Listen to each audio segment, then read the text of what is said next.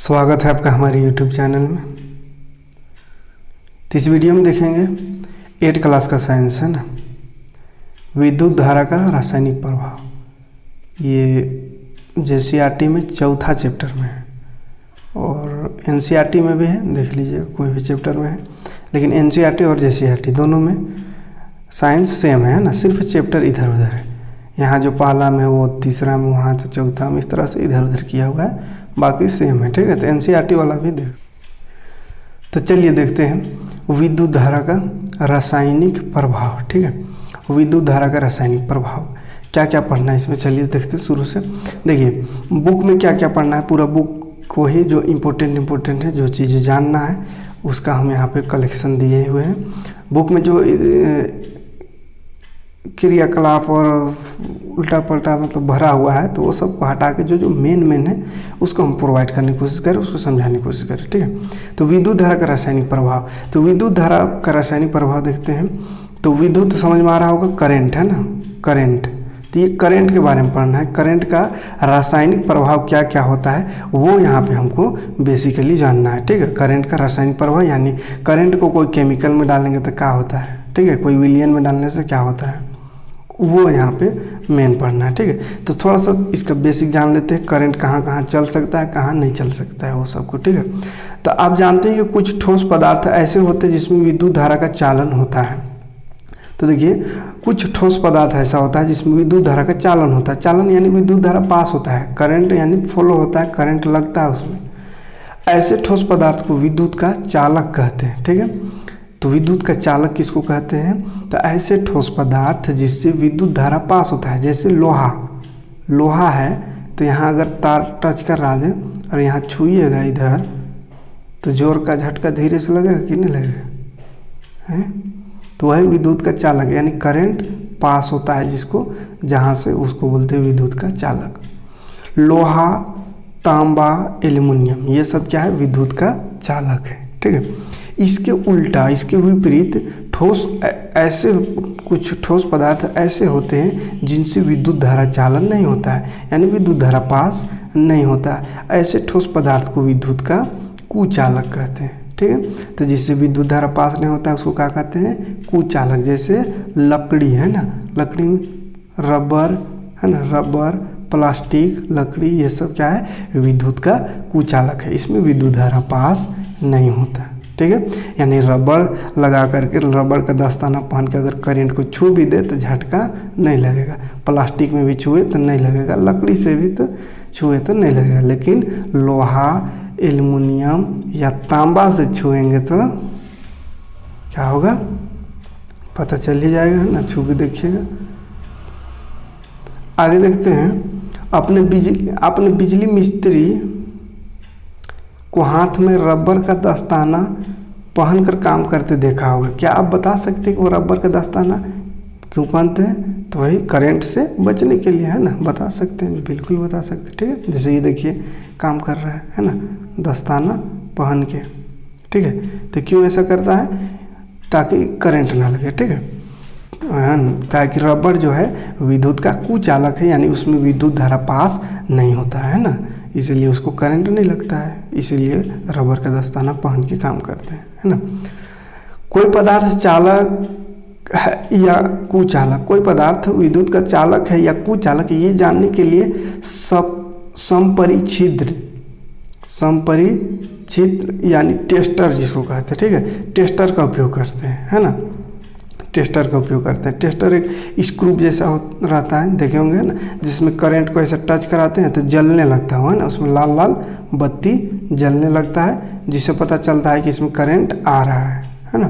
तो टेस्टर का उपयोग करते हैं कोई चीज़ में विद्युत धारा आ रहा है कि नहीं उसको जानने के लिए। ठीक है, आगे देखते हैं,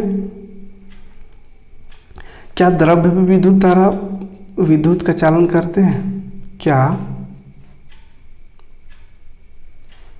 क्या द्रव्य भी विद्युत का चालन करते हैं, यानी क्या लिक्विड, पानी वाला जो चीज़ है, लिक्विड चीज़ जो है तरल पदार्थ जो है, उससे विद्युत धारा पास होता है या नहीं, उसको जानते हैं। ठीक है, तो इसके लिए क्रियाकलाप दिया हुआ है। प्लास्टिक के एक ढक्कन में सिरका अथवा नींबू का रस लीजिए, यह ध्यान रखिए कि दोनों सिरों के बीच में कम से कम 1 सेंटीमीटर दूरी, यानी ये वाला देखा, ये इसको समझिए इसको, ठीक है।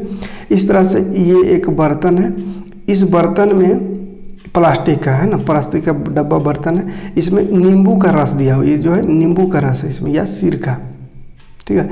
तो नींबू का रस देने बोला है। उसके बाद यहाँ पे देखिए 2 तार है, ये वाला जो तार देखिए टच नहीं आपस में, ये दोनों तार आपस में तो टच नहीं है, ठीक है। और यहाँ पे बैटरी जुड़ा हुआ है, ये क्या है, बैटरी। तो बैटरी से एक तार ये बल्ब है, ठीक है, ये बल्ब में लगा हुआ है, एक दूसरा तार भी बल्ब में लगा हुआ, प्लस वाला भी बल्ब में, माइनस। लेकिन ये तार बीच में काटा हुआ है और ये पानी में डुबाया हुआ है, ठीक है, और पानी में टच नहीं किया है। तो इसमें नींबू का रस अगर डालेंगे ना तो बल्ब जल जाएगा। मतलब क्या समझ में आ रहा है, नींबू का जो रस है उसमें विद्युत धारा पास होता है। नींबू क्या है, विद्युत का सुचालक है ना, यानी इसमें विद्युत का चालक होता है। हर बात समझ में। इसी की जगह अगर डिस्टिल वाटर अगर इसमें देखें जैसे आसुत जल जिसको हिंदी में कहते हैं, आसुत जल अगर इसमें डालें तो बल्ब नहीं जलेगा। मतलब क्या है कि आसुत जल विद्युत धारा का चालक नहीं है ना, विद्युत धारा का चालन नहीं करता है आसुत जल। ये आसुत जल क्या होता है, तो शुद्ध पानी है ना, शुद्ध जल, जो बैटरी पानी जिसको कहते हैं, शुद्ध जल जिसमें किसी प्रकार का कोई मिलावट नहीं रहता, मतलब कोई भी इसमें पोषक तत्व या जो भी इसमें रहता है, आयरन, सल्फाइड सब, वो कुछ नहीं होता है, वो सब हटा दिया जाता है, तो उसको आसुत जल कहते हैं, शुद्ध जल है ना। हाँ, फिर नल का पानी या कुआं का पानी या बारिश का पानी को अगर डालें तो बल्ब जलेगा, क्योंकि वो सब में करंट पास होता है ना। क्योंकि वो सब पानी में आयरन, सल्फाइड ये सब की मात्रा होती है, यानी अशुद्ध पानी होता है। वो शुद्ध पानी में करंट नहीं फ्लो करेगा, ठीक है। जो है उसका प्रकार तो एक होता है हीन चालक। आपने देखा कि टमाटर का रस है ना, तो ये क्रियाकलाप में टमाटर का रस भी देने बोला है, तो टमाटर का रस इसमें दीजिएगा ना युला में, तो बहुत धीमा गति से ये बल्ब जलेगा, बहुत धीमा धीमा, हल्का हल्का, है ना। तो इससे पता चलता है कि टमाटर जो है विद्युत धारा का तो चालन करता है, पास हो रहा है उससे विद्युत, लेकिन हल्का हल्का, कम कम है ना, इसलिए धीरे चल रहा है। तो हीन चालक कहते हैं ऐसा पदार्थ जिनसे विद्युत धारा का चालन दुर्लभ यानी धीमा हो, कम कम हो, तो उसको हीन चालक कहते हैं। यानी हल्का हल्का जिसमें करंट पास हो तो उसको क्या कहेंगे, हीन चालक, ठीक है। अब दूसरा होता है सुचालक। सुचालक मतलब अच्छा चालक होता है, सुचालक मतलब अच्छा चालक, तो जिसमें अच्छा एकदम करंट पास करे, बहुत अच्छे से करंट पास हो जाए, तो उसको अच्छा चालक यानी सुचालक कहेंगे, ठीक है। जैसे तनुगंधक अम्ल यानी सल्फ्यूरिक अम्ल जिसको बोलते हैं, सल्फ्यूरिक अम्ल का उपयोग अगर करेंगे तो बल्ब तीव्र से जलेगा, यानी तेज़ी से जलेगा। यहाँ इस बर्तन में अगर सल्फ्यूरिक अम्ल डालें तो बल्ब बहुत तेज़ी से जलेगा, यानी कि सल्फ्यूरिक अम्ल क्या है, अच्छा चालक है, विद्युत का अच्छा चालक, ठीक है। तो वैसे पदार्थ जिनसे विद्युत धारा का चालन तीव्र हो उसे कहते हैं सुचालक, ठीक। उसके बाद है कुचालक। कुचालक कहते हैं ऐसा पदार्थ जिससे विद्युत धारा पास ही ना हो, है ना, थोड़ा सा भी पास नहीं होगा, तो उसको विद्युत का कुचालक। जैसे लिक्विड की बात करें तो आसुत जल है ना, आसुत जल से विद्युत धारा पास नहीं होता है, तो वो एक कुचालक है ना। और ऐसे ठोस पदार्थ का बात करें तो लकड़ी हो गया, रबर हो गया, प्लास्टिक हो गया, ये सब, ठीक है। और सुचालक का एग्जाम्पल क्या होगा, लोहा, एल्युमिनियम, ये सब, ठीक है। तो कुचालक सुचालक समझ में आ रहा है ना। आगे बढ़ते हैं तो देखिए आगे पढ़ना विद्युत धारा का रासायनिक प्रभाव। ये विद्युत धारा जो है इसका रासायनिक प्रभाव क्या होता है, ठीक है। यही तो चैप्टर का नाम है, यानी हमको ओरिजिनल में यही चीज़ को पढ़ना, वो सब थोड़ा बेसिक था विद्युत के बारे में। अब देखिए रासायनिक प्रभाव। तो रासायनिक प्रभाव कहते हैं जब विद्युत धारा का कोई विलयन में अगर विद्युत धारा पास करे, करंट लगा दे, उसमें इलेक्ट्रिसिटी दे उसमें, तो उसमें क्या क्या प्रभाव होता है, तो उसी को कहते हैं रासायनिक प्रभाव, ठीक है।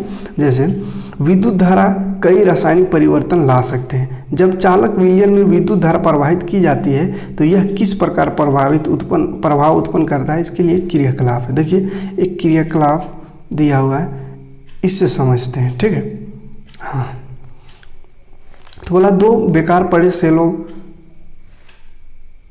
से कार्बन की छड़ निकालिए, ठीक है। तो बैटरी से कार्बन का छड़ निकालने बोला, देखिए यहाँ पे है ना कार्बन का छड़, बैटरी को उजाड़िएगा तो छड़ मिलेगा एक कार्बन का, है ना, तो वो छड़ को बोला है निकालना, ठीक है। तो दोनों छड़ को ऐसा फिर जोड़ देना है ऊपर में, है ना, उसका टोपी जो रहता है बैटरी का, उसमें 2 तार जोड़ देना है दोनों में, और ये बैटरी है ना, ये ओरिजिनल बैटरी है ना चालू वाला, वो बैटरी एक जोड़ देना है। तो ऐसे जोड़ने से क्या होता है, देखिए हम तो समझा दे रहे डायरेक्ट, ठीक है। क्या होगा, ऐसा करने से कुछ बुलबुला टाइप का ये लिक्विड में निकलेगा, है ना, बुलबुला टाइप में इसमें निकलेगा, ठीक है। जैसे चलिए ये कार्बन उसके धातु के टोपियों पर रेगमाल से साफ कर लीजिए। अच्छा, उसका टोपी को साफ कर लेना है, ठीक है। रेगमाल यानी साफ करने वाला जो रहता है, सरस पेपर भी कहते हैं उसको, तो उससे, है ना, जो जंग छुड़ाने वाला तो वो वाला पेपर से साफ कर लेना है थोड़ा सा, ठीक है। इसको इन पर तांबे का तार लपेट दिए, इन्हें बैटरी तथा सुई से संयोजित कीजिए। इन दोनों छड़ों को कार्बन के इलेक्ट्रोड कहते हैं। कार्बन के छड़ के स्थान पर लोहे का कील भी ले सकते हैं, ठीक है। तो ऐसा करके ऐसा डुबाना है, ठीक है। तो इसे करने से क्या होगा उसको देखते हैं। देखिए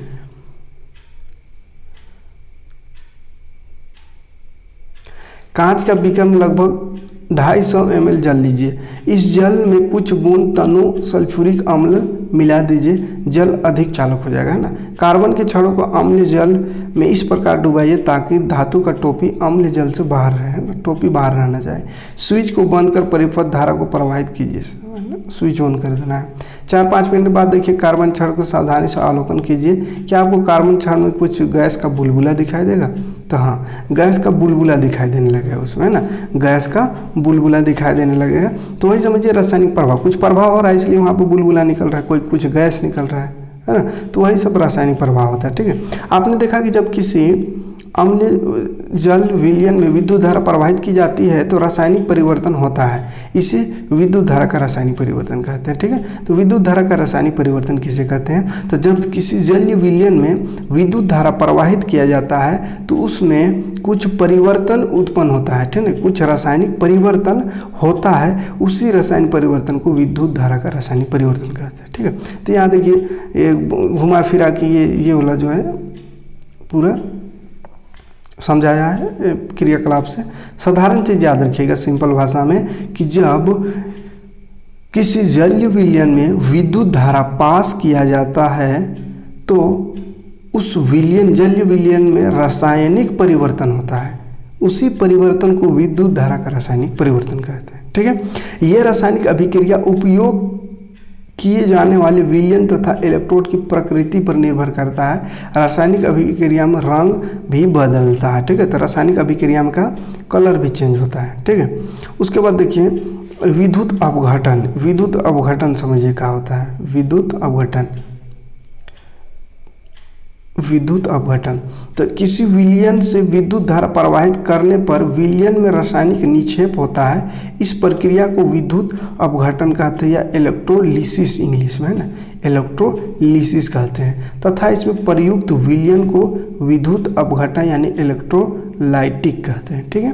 देखिए समझिए ये जो जैसे अभी क्रियाकलाप जो दिया हुआ था इसमें, तो इसमें जो छड़ डूबा है ना ऐसा, और इसमें बैटरी जोड़ देना था, है ना, बैटरी जोड़ देना था इसमें।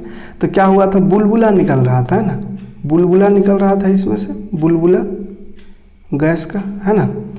तो विद्युत अपघटन किसे कहते हैं? तो ये जो विलयन में जो परिवर्तन हो रहा है तो ये का बुलबुला निकल रहा है, गैस जो निकल रहा है तो वो कहेगा विद्युत अपघटन, ठीक है। और विद्युत अपघटन क्या है? तो इसमें विलयन जो है, इसमें कौन सा विलयन दिए, जैसे जल है ना H2O दिए थे और सल्फ्यूरिक अम्ल H2SO4, तो पानी और अम्ल का ये विलयन था। तो पानी और अम्ल हो गया विद्युत अपघटन, यानी विद्युत को अपघटन यही कर रहा है ना। और विद्युत अपघटन का हुआ तो इसमें जो गैस निकल रहा है तो वो विद्युत अपघटन कहला है, ठीक है। तो अपघटन और अपघटन समझ में आ रहा है। अपघटन माने कहाँ अपघटन हो रहा है? तो पानी और सल्फ्यूरिक अम्ल का विलयन में। और कहाँ अपघटन हो रहा है? तो गैस निकल रहा है ना, तो अपघटन हो गया, गैस निकल रहा वो हो गया अपघटन, ठीक है। अब इसका उपयोग देखते हैं। विद्युत अपघटन के उपयोग कहाँ कहाँ इसका उपयोग होता है? तो धातुओं का उसके अयस्कों से निष्कर्ष में, है ना, यानी वही विद्युत धारा का रासायनिक प्रभाव का ही उपयोग है ना। तो कहाँ उपयोग होता है? तो धातुओं को उसके अयस्कों से निष्कर्ष, अयस्कों मतलब धातु जब जमीन से निकाला जाता है, धातु रहता है तो उसको अयस्क कहते हैं। तो खनिज अयस्क जो है तो उसमें तो शुद्ध, जैसे जमीन से निकालते हैं तो शुद्ध लोहा थोड़ी निकलेगा वहाँ से, उसमें बहुत सारा मिलावट रहता है। तो वो जो मिलावट रहता है उसी को अलग करने के लिए, निष्कर्षण अलग करने के लिए धातु को अलग, और वो जो उसमें जो गंदगी हानिकारक चीज़ें, जो बेकार की चीज़ें, उसको अलग करने के लिए उसका उपयोग किया जाता है विद्युत अपघटन का। ठीक है। दूसरा उपयोग है धातुओं के शुद्धिकरण में, है ना, शुद्ध करने में। तीसरा इलेक्ट्रोप्लेटिंग है ना, जिसको विद्युत लेपन कहते हैं। विद्युत लेपन करने में इसका उपयोग होता है ना, धातु के ऊपर में विद्युत लेपन करके दूसरे धातु को चढ़ाने, है ना, यानी धातु का पेंट कर देते हैं, तो ये करंट द्वारा ही होता है। तो ये सब विद्युत का रासायनिक प्रभाव में ही आता है। ठीक है, चलिए बढ़ते हैं आगे। तो आगे देखना है विद्युत लेपन। ठीक है, विद्युत लेपन कैसे होता है? देखिए, विद्युत लेपन जिसको इलेक्ट्रोप्लेटिंग कहते हैं, है ना। तो आपने देखा है कि नई साइकिल की हैंडल तथा पहिए की रिम चमकदार होते हैं, और अगर दुर्घटनावश इसमें खरोंच लग जाए तो चमकदार परत निकल जाती है। कुछ महिलाएं ऐसे आभूषण पहनते हैं जो दिखने में सोना जैसे प्रतीत होता है। लगातार उपयोग से इनका सोने की परत निकल जाती है और नीचे किसी अन्य धातु का सतह दिखाई देती है।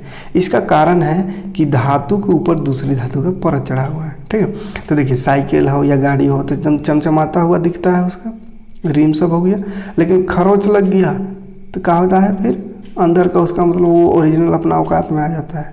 उसी तरह बहुत सारा आभूषण होता है जो महिलाएं पहनती है, बाहर से एकदम लगेगा सोना का है ना, लेकिन कुछ दिन बाद वो क्या होता है, उसका छूट जाता है ऊपर वाला भाग कलर, और वो ओरिजिनल उसका मतलब औकात में आ जाता है, तांबा या लोहा रहता है। ठीक है, तो इसका मतलब क्या समझ में आ रहा है?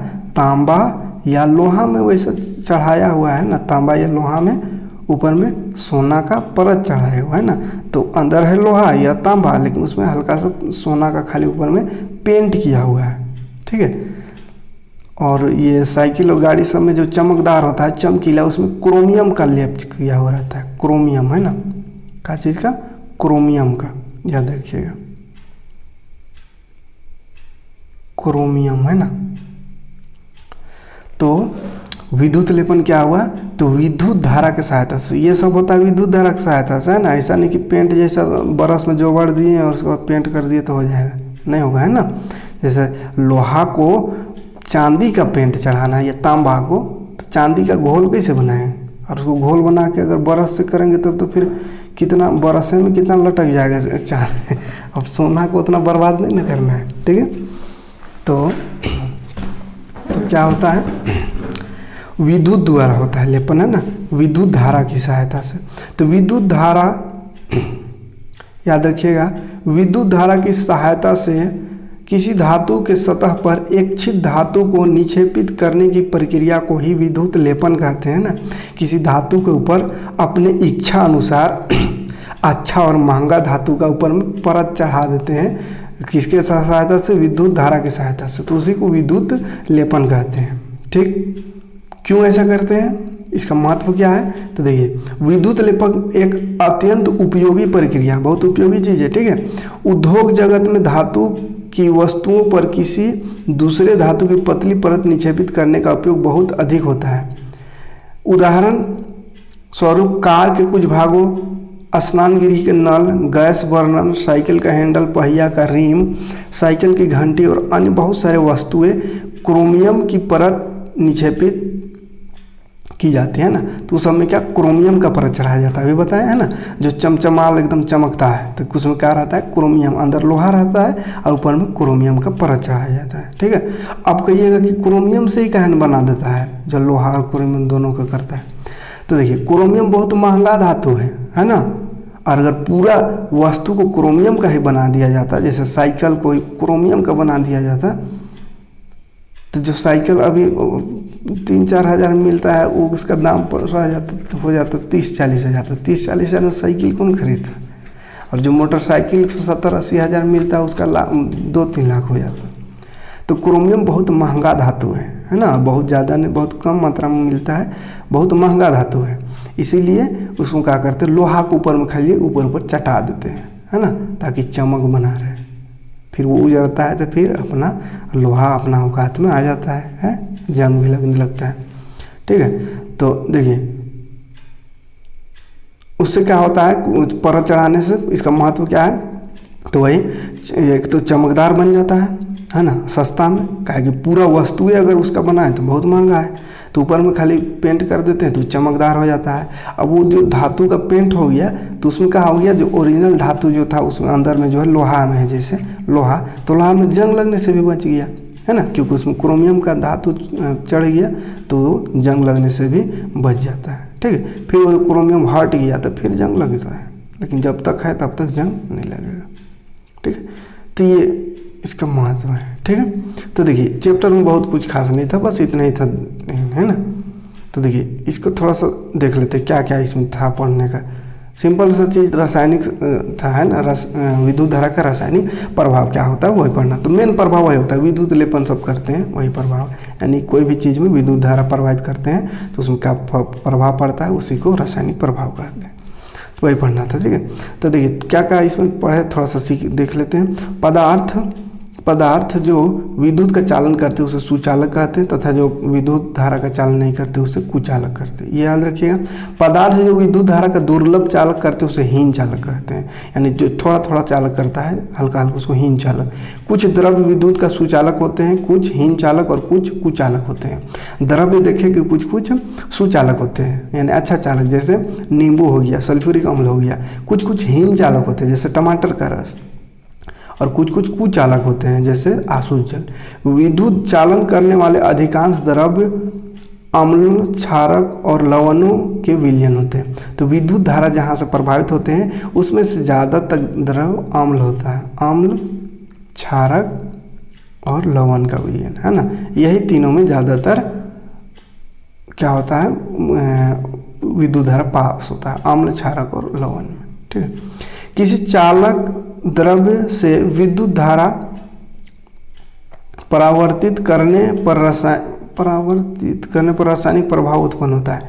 तो किसी चालक द्वारा द्रव्य से विद्युत धारा प्रवाहित होगा, है ना, प्रवाहित, अगर विद्युत धारा उसमें प्रवाहित करे तो रासायनिक प्रभाव उत्पन्न होता है। ठीक है, हाइड्रोजन जैसे उसमें देखे थे क्रियाकलाप था जिसमें बुलबुला निकल रहा था हाइड्रोजन गैस का, है ना।